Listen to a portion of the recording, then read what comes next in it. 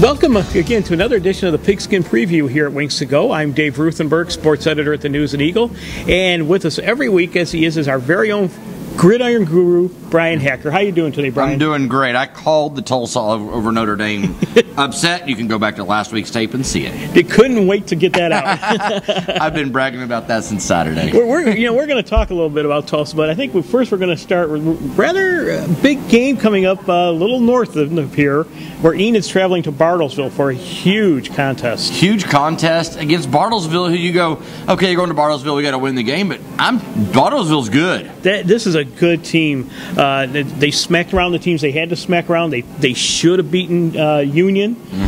Frankly, it was a suspect coaching decision that cost them that victory. That they for some reason they put the ball up in the air and it cost them a pick six. Well, who they lost to? They lost to Owasso. They've lost to Union in a game that they should have won. Right. And they've lost to the number 2 team in 5A, which is a pretty good team. So they're good. And Union game was at Union. Yeah, that's what's even scarier, I think, if you're going now into Bartlesville. A lot of scenarios at play here, but here's the one that matters. Enid wins, they're in, they've got a home playoff game. They lose, they might be right out of the playoffs, depending on what Bixby and Owasso do. And, they're not playing a couple of these tough games this week either. Their opponents are Ponca City and Sand Springs. They've got relatively games they should win. It's high school football. Right. They should win. But Enid, you've got to go and you've got to smack Bartlesville in the mouth. And they are a good team. They are a very balanced offense. They're going to try to throw the ball a bit more.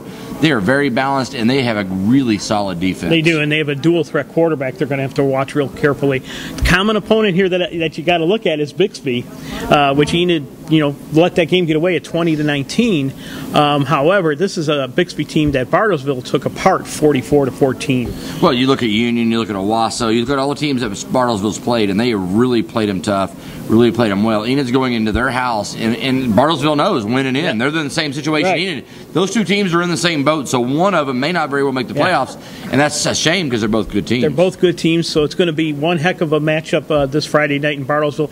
I'm going to be a homer. I'm going to call Enid on this one. I called Enid against Union. I tell you what, though, you're probably going over to watch the game. A lot of people are going to stay here in Enid.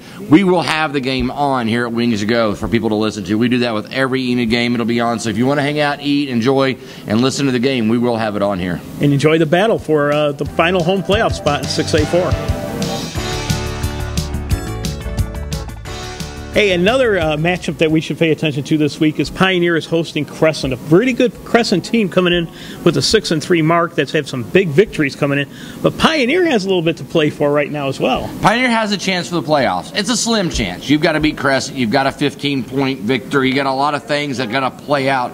Pioneer has a chance for the playoffs, and where you thought 4 or 5 weeks ago, no way they're even going to think about the playoffs, they've held serve and they beat the teams they're supposed to. And they have a chance now. So at home against Crescent, Pioneer, you can get in the playoffs, and we'd love to see that. Absolutely. It'll be a nice finish to what started out as a very rough season. I love to look at common opponents. That's what I love to do. And I noticed Pioneer and Crescent have pretty much beaten up on Wellston. Pioneer 70-47, Crescent 67-6. They also beat up on Hinton pretty badly. So I think Pioneer is clearly peaking at the right time. And if they get that win, they make the playoffs, it'll be great. I guess the only question is it too little too late for them? Yeah, it was too little too late. But Crescent is a solid team. Crescent is solid. Should be a good one. Next up, we got OBA making a trip to Fairview, a game that I think is very winnable for OBA. They're going in there 7-2, looking to finish strong on this season. Got to finish strong for any playoff hopes for OBA. And Fairview's a game you should win. It should be a fun environment at OBA. Senior night, get the kids out there, celebrate, and they should come away with a victory. I think so. I noticed, I think Fairview's last game they lost at home to Texoma pretty substantially, 28-7. That tells me, this is a team OBA should handle. I think the players have kind of recouped from maybe that mid-season slump they were in and are ready maybe to turn it back on and make some noise. Right, and I think on the opposite side, Fairview's ready to get on the basketball. Yeah, I think you're right about that. Chism is wrapping up a very, very poor season, let's be honest. They're taking on Alba, which is 2-7, Chism 0-9. I don't look for Chism to get off that 0 mark. But this is a game maybe they can be competitive in. Hopefully they can be competitive. You know, they've got a lot of kids. The JV team's done fairly well. Hopefully Chism can move on, get into basketball season. You're 0-0 in basketball season. Let's roll on into that. That's right. So good luck, Longhorns, and hopefully you can pull off that first victory in the last game of the season. Hey, we're going to focus now on a couple of 8-man games, I think. And right here, we're going to start with Medford visiting Walkhome. Medford is 4-4. Walkhome is 4-5. Last week, the Chiefs defeated Kearney pretty handily, 54-6. And Medford had a tough game against Timberlake when they lost pretty handily. And the week before that, a tough loss to Covington-Douglas. Yeah, they've had 2 tough weeks, and I think they could they come out a little motivated this week. Walkhome, 4-5, got a home game to finish the season. Good opportunity to them to come out 500 on the year. You know, Medford, you don't know with this game. That would be a good football game to go watch because you really can't call that. Yeah, this is kind of you kind of put this in the toss-up category. Medford's had some other issues to deal with. You know, the death of one of their players. I know that's impacted them pretty heavily. So a lot is going into this game, and both teams want to finish strong. And I know Walkhome would love to finish with a 5-5 mark on the season. Oh, I know they would. That would be a huge improvement from last year, from where they were. And I think Walkhome can come out with it, but I look for Medford to make the victory. Yeah, I think you have to go with Medford, but Walkhome is in there, and they could pull up the upset, I think, this week. I'll be watching the scores. All right. We got a huge game also that we cannot neglect, and that is number 1 and number 2, DCLA and Covington-Douglas, playing for all the marbles, and not just in C3, but for bragging rights to be number 1 in the state. Number 1 in the state, and from Northwest Oklahoma. Great game. DCLA traveling to Covington. Covington, you know, both teams are good. It's going to be a matchup that's going to be just smash-mouth 8-man football. And I see this to be a lot like a Timberlake game a few weeks ago, 42-40 or something like that. It's not going to be a blowout. It is going to be a smash-mouth, nose-to-nose, grind-it game. Yeah, I mean, both teams are undefeated. I think if you look at the results week to week, DCLA has pounded a few more people maybe than Covington-Douglas. They've really blown out a lot of opponents. But you know what? You cannot count out, number 1, you can't count out a team that's undefeated and number 2 in the state. And they're playing this game at home, and I think that's a big, big factor. Oh, it'll be a huge atmosphere in Covington. I've talked to some people that are already making plans to go to that game, and it's going to be a great atmosphere. In 8-man football, that's where you got to be. Yeah, I like the possibilities here, and I really kind of have a feeling that Covington-Douglas is going to pull this one out. Do you? Yeah, I think it's DCLA. Yeah. I've talked to some people in the 8-man range, and DCLA is the team to beat. Is what I've been told. Yeah, and I can't go against the guy who picked Tulsa. So yeah, there you go. So, all due respect to you on that one, but that should be a tremendous game. I also picked Enid last week over Union, so I don't know. It's going to be a good game. I think DCLA comes away with the victory, but the home factor. A senior night, 8-man, upsetting number 1. That's going to be huge for Covington. Big time game, and if you're in that area, definitely check it out. It's going to be worth seeing.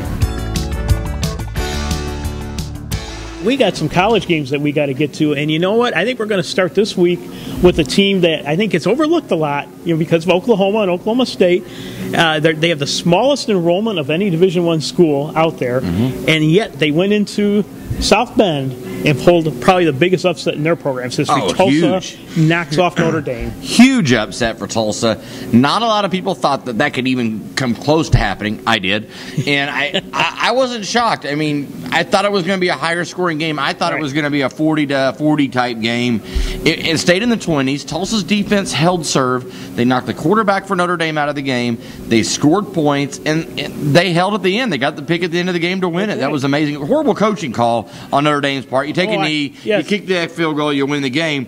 But Tulsa won, and they beat Notre Dame. So they're playing at home this week against Rice. Yeah, and so hopefully they don't have a little bit of a letdown. I mean, you probably can't help but have a little bit of a letdown when you're playing Rice following Notre Dame. But it is a home game, and Rice is really hurting this year. Really hurting. Yeah, Tulsa's favored by 18. They should cover that spread very easily and get in the game in the 50s and 60s. Unless they let Rice score too many points, there's no reason they shouldn't. Yeah, absolutely. You know, Tulsa's 5-3, so one more win, they're bowl eligible, and they're sitting pretty at this point, I think. I would think so. I think they're going to roll on Rice and go from there. There you go. Oklahoma State. Well, let's look at how they've been doing this year. They're a big game against a surprising team called Baylor. Baylor Bears, number 1 in Big 12. and they've deserved it. They've earned it. They played well. They've earned the Big 12 South lead.